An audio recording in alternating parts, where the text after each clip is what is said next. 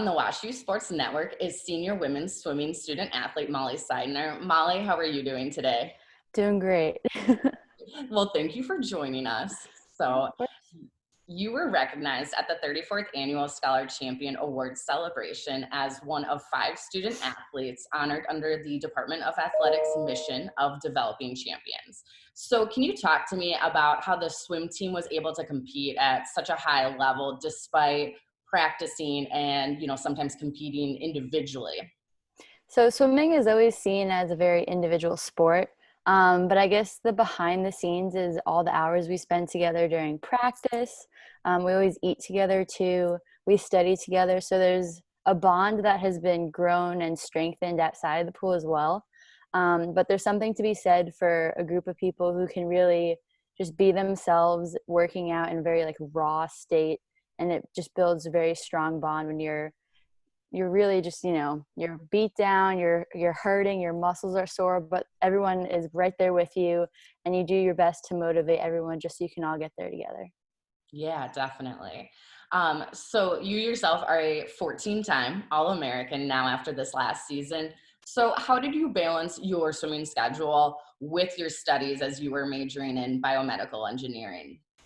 Um, so I would say time management is very important and working ahead as much as possible, especially when we go for an away meet and we're spending most of the day traveling and swimming and then traveling back. Usually the bus is filled with people doing work. Everyone is sharing like Wi-Fi hotspots, there are laptops everywhere, textbooks all over the floor. But it's really just kind of having again your team there right beside you. Everyone has like their homework to do, everyone has exams to study for, and it helps to know you're not alone in that struggle. That being said, there are always some times where you're just like, how am I going to get this done?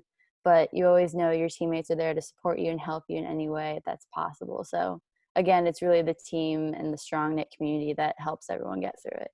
Yeah, definitely. You need that camaraderie, and I think that it seems like at WashU a lot of that support really comes from being such strong academic students as well as athletically succeeding as well. Exactly. So looking back at your 4-year career at WashU, what do you think made your student athlete experience so special? I guess so coming in as a freshman, I didn't really know what to expect. Like I swam in high school and all that stuff. But it's a completely different environment when you're away from home. You're living with everyone who's your age. And I guess really looking up to the older swimmers is how I kind of got my footing. Um, Really without them, like my first year or so helping me, like showing me the ropes, like really encouraging going to office hours because everyone's like, oh, office hours. No, really, go to office hours. That was the best piece of advice anyone has given me. And it's really just having someone who's done it before and sharing their experience.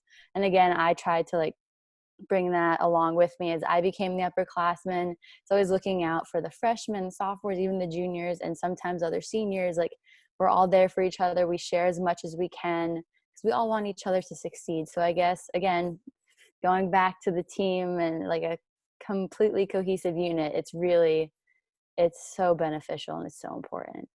Yeah, I can definitely see that. What kind of legacy do you want to leave the WashU swim team? Like, what piece of advice, even like, what would you want to give to the swimmers coming in as freshmen, the swimmers you're leaving behind as you've graduated now? So this is life advice my parents gave me even when I was a young kid. It's okay to fail because that is when you will learn the most. And yeah, it's not great, you don't want to fail exams, but sometimes, it might happen and it takes that learning experience and that vulnerability for you to know who you truly are, and that's how you become stronger and how you learn. And it's a very you know, sore point. You don't really want to be seen as vulnerable, raw, broken, but you're not really broken. You're not really vulnerable. It's just that you didn't quite know what was happening at first. And it's okay not to have the answers all the time, especially because everyone's different. And if something works for one person, even if they share that advice with you and you try, it might not work for you. So it's always good to learn how like even in the pool, how your body reacts, and then the classroom, how your brain works. That's what I would say. It's okay if you try your hardest and you don't succeed. That is okay. You'll find another way to come back stronger, better, faster, and smarter. That was very well said. I like that. So now that you've graduated, what are Mhm. your post-graduation plans? So I am beginning working for Stryker Orthopedics at the end of June, and my job title is engineer, just general engineer, but I'll be working on their post-market surveillance team for hip and knee replacement parts. So I'm Very, very excited.